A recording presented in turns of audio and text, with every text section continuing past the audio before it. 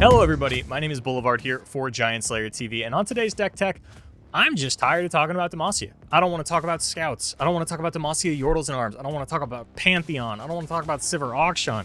There's so many different options when it comes to Demacia. I want to get as far away from that as possible. So we're going to be dipping into Shadow Isle, which I guess is the opposite of Demacia, good versus evil, no removal versus removal, and I'm a player that likes removal, so today we're going to be talking about Darkness. Now, Bandle City is another hotly debated topic alongside Demacia, but, you know, I feel like that doesn't fully extend to Darkness, right? Like, sure, Conchologist is in there, but, you know, we're not talking Bandle City Mayor, we're not talking Loping Telescope, you know what, let me just show you, actually.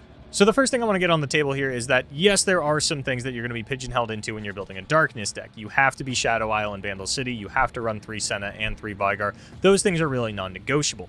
But like many decks that came out in Beyond the Bandlewood, like Draven Scion especially, if you ask 5 different players for whatever their build is, you're going to get different piles of 40 cards. Yeah, there's going to be a lot of overlap, but those last 5 to 10 card slots are really yours to do with what you will. And a lot of that is something that you can find out for yourself by playing Darkness, because Conchologist is a great card that's going to give you a lot of options that maybe you didn't think about main decking before that you really can slot into this deck. So the cards that are mandatory in Darkness are Conchologist, Dark Bulb Acolyte, Pokestick, Vile Feast to a lesser extent, Twisted Catalyzer, Stilted Robemaker, Veigar, of course, and Senna, Ishtali Sentinel, and Rekindler. Pretty much everything else is up for debate. Yeah, even Vengeance and Minimorph don't necessarily have to be in the deck, but these are things that I like. I'm going to be showing you my build of Darkness, the one that I tend to ladder with, because it's the one that I'm going to talk the most about and have the most experience with, but there's a lot of other options that you can have here. Some of the more popular ones being Hapless Aristocrat, Stress Defense, The Box, Withering Mists, Go Hard, Group Shot, Mist's Call, Yordle Captain, Piercing Darkness, Ruination.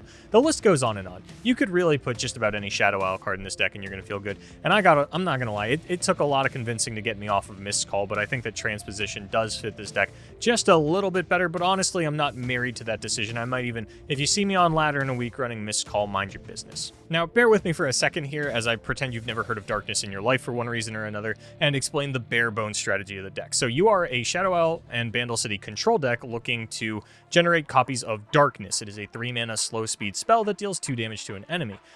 It is not a main deckable spell. You generate it through the summoning of Dark Bulb Acolyte, Veigar, Senna, or Ishtali Sentinel. Senna also generates it on attack, and then a lot of cards in your deck are also looking to modify Darkness. Twisted Catalyzer will up the damage on it permanently when they strike, and Stilted Robemaker will permanently reduce the cost of all copies whenever they are summoned. Additionally, Veigar will up the damage of Darkness for every round start that he lives to see, and Senna will generate Darkness when she attacks as well as when she is summoned.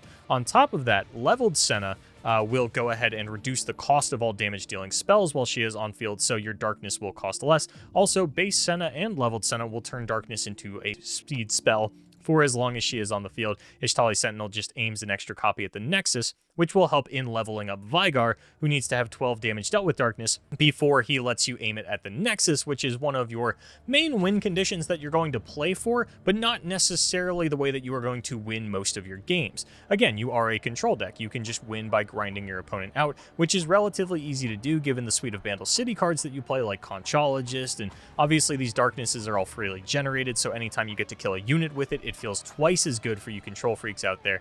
And what separates this from another control deck, such as, let's say, Anivia is the example that I like to go for, is that you're a lot more unit heavy and you're a lot more early game heavy. As you can see in my list, I have 15 2-cost cards, 24 units in total, meaning that I'm going to be fighting for board early against these aggressive decks that sometimes get to slip under the rug at you. Now, I don't have as many sweepers. It's really just Withering Wail. You can run Ruination if you want, but we don't have access to like Avalanche or Bladed Ravine like the other Freljord control decks do, as there is a reason that Freljord Shadow Isle is the standardized control region in Legends of Runeterra. And of course, what we're trading that out for is early game units. We get Conchologist, which is arguably one of the best cards in Legends of Runeterra at the moment. We have Twisted Catalyzer, which is a 2-drop that can snowball a game in a way that almost no other 2-drop can, because if it comes down uncontested and gets off a strike and then gets off a block on the next turn, all of a sudden your Darkness is at 4 damage.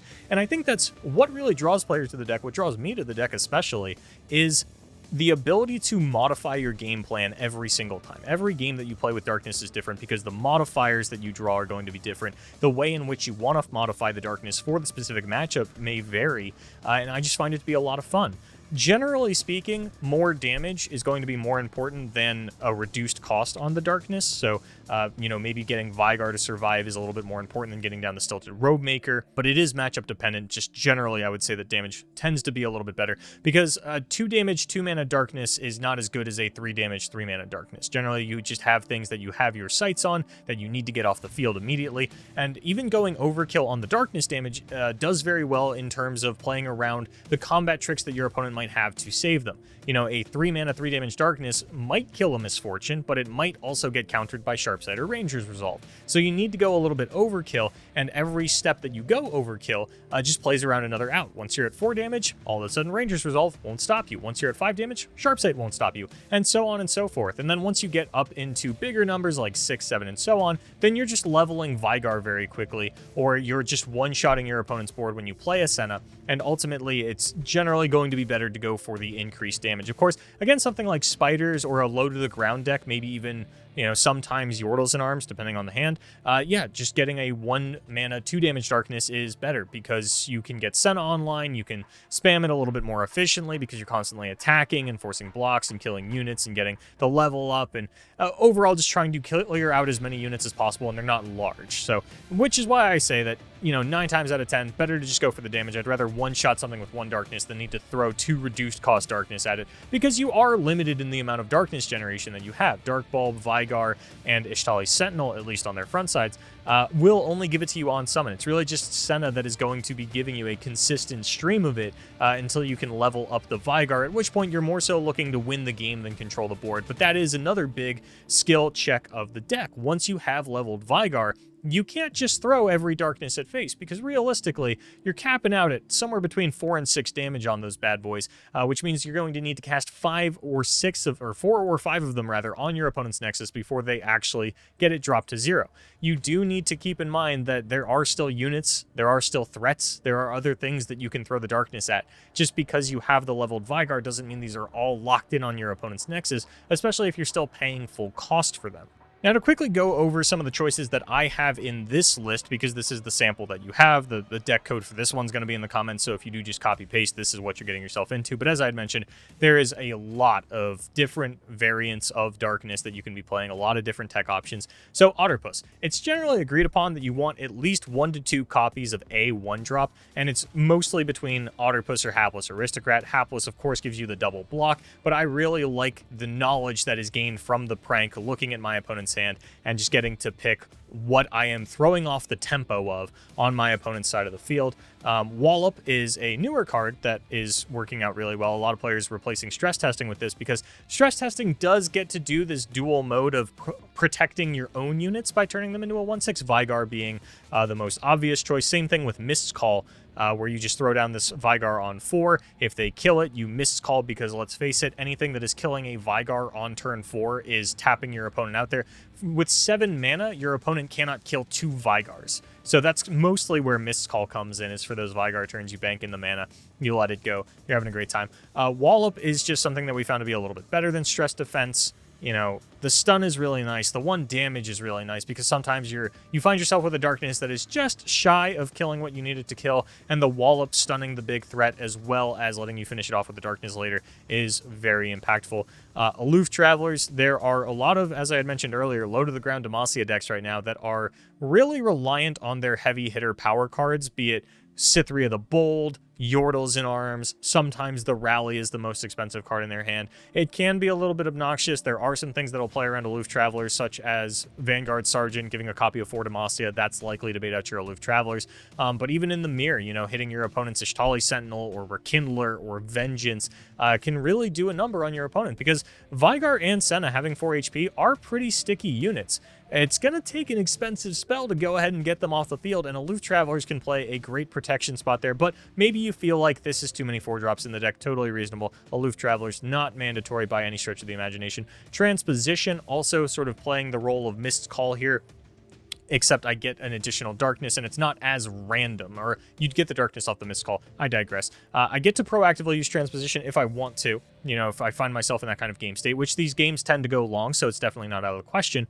But the big one is more being that you know, sometimes your opponent puts vulnerable onto your Vygar and they send in the cavalry and you have to block with other units, and all of a sudden your Mist Call only has a 25% chance to summon the unit you want it to. That's where Transposition is really coming in here and making a bit of a difference, reducing some of the randomness of the deck, but you do have to pay a little bit more for it. I tend to find it to be worth it. Withering Wail in here because there's a lot of one health units in the meta, pretty self-explanatory. This, of course, in combination with all the other pings that we have, not just Darkness, but Vile Feast and Pokestick as well, on top of the fact that this is a little bit of life gain. You are relatively light on life gain in terms of being a Shadow Isle deck, you know, unless you want to put Piercing Darkness in here. Ishtali Sentinel will get the job done most of the time, but sometimes you do just need that HP swing on a spell. Withering Wail is going to get that job done for you. Now, on Minimorph and Vengeance, I'm still playing around on these numbers, especially since I added Wallop to the deck for a little bit more stall, but I do think that Vengeance is just in an incredibly good spot right now, and in a lot of situations when I was Minimorphing something, I found, you know, either a unit was attached to it, or it was still on the field, and that was just something that I couldn't have. There's really not a lot of things that are stopping Vengeance right now with the Ari Kennen nerfs happening. There's not as many denies in the meta. Lee Sin's not particularly popular on ladder. It's mostly attached decks that I find myself wanting these expensive removal spells against, and Vengeance is just going to do that a little bit better, I think, a little bit more often. And then, of course, Rekindler. Most players, I think, almost all Darkness decks are just on this one of Rekindler. Obviously, it's going to be very difficult to try and manipulate one of these staying out of the death pool so that you can get Vygar, but really you're happy with any champion at just about any point in the game. You're never really dead set on rekindling Vygar so hard that you just don't play your Senna and hold out for this. On top of that, you don't want multiple Rekindler because not only can it get clunky, but also you don't really care about having multiple Senna on the field at the same time, because if they attack at the same time, you're still only getting one Darkness, because all of the Darkness generators do have a contingency that they only generate Darkness if you do not have a Darkness in your hand, so that you can't just sit here and stack up a bunch of 4 damage Darknesses. No, you need to play it, and then you can get a new one. So that is sort of the self-contained contingency plan against just ramping into multiple Darknesses and sitting on them until they're all suited up and then throwing them all and wiping your opponent's board for 0 mana, all that kind of stuff. Now, another card that I do want to highlight that is not commonly played, but I think is pretty cool, is Dessen Ada. Another card that will generate your Darkness, but will hit the entire board with your Darkness as well as make it cost 0.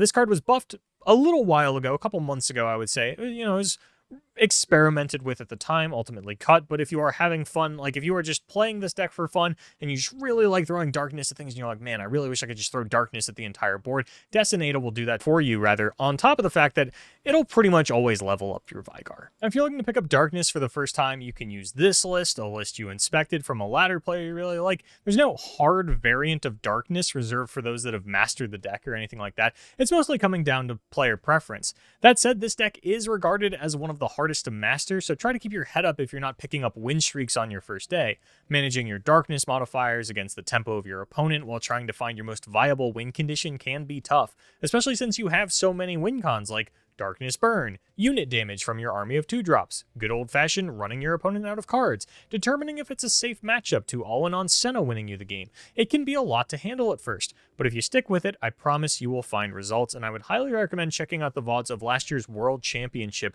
where Yamato single-handedly inspired a lot of players to pick up this deck for the first time. But before you run off to do that, don't forget to like and subscribe, and ring the bell icon to stay up to date on all of our content here. And let me know in the comments what your favorite tech card in Darkness is, as there are just so many. Again, I have been Boulevard for Giant Slayer TV, and I'll see you next time.